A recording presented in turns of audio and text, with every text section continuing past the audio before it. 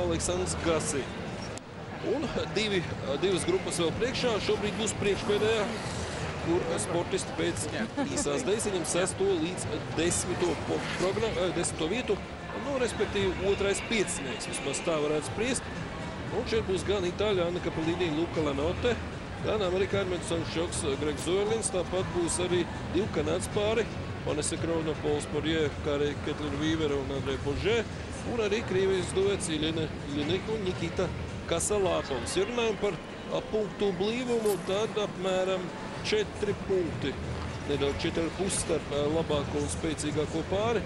Proti visaugstāk atrodas kanādieši, Vīvera un Požē. Viņi starp citu startēs pēdējie. Un viszemāk ir viņa tautieši Vanessa Krona un Pols Poirier. Tātad apmēram 4 punkti. Tas nav daudz. Nu, redzēsim salīdzinot ar iepriekšējām grupām. Bet, protams, galvenā cīņa būs pēc tam spēcīgāko grupā.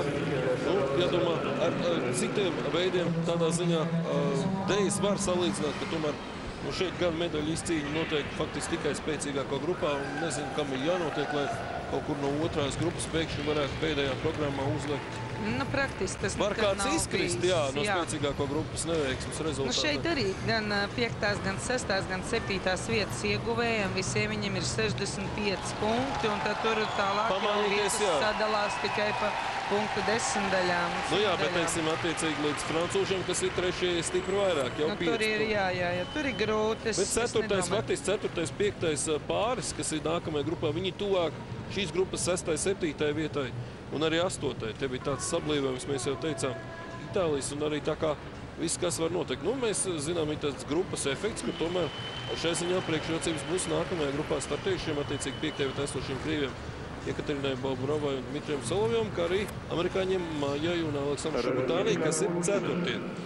Jāsaka, gan godīgi, šeit tāds negaidītības efekts dejās ir visai reti pamanāms, un pārsvarā tieši tas līmenis, ko jau ir sportisti parādījuši treniņos, un tiesneši tāpat treniņos sēž un skatās, kas tur notiek, kādā veidā, kur ir raksturīgākās katra pāra kļūdas, vai viņas vispār ir. Būtībā sacensības sākas treniņos, ir jāprot jau tur sev parādīt.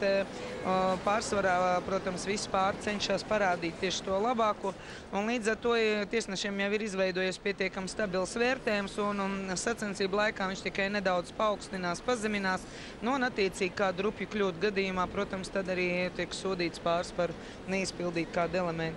Bet, principā, tā komponenšu vērtējums jau faktiski pietiekami stabils, un ir ļoti grūti arī stādīties priekšējā, piemēram, kāds no līderu pāriem pēkšņi aizmirst, kā tas ir normāls lidot. Vienkārši tas nav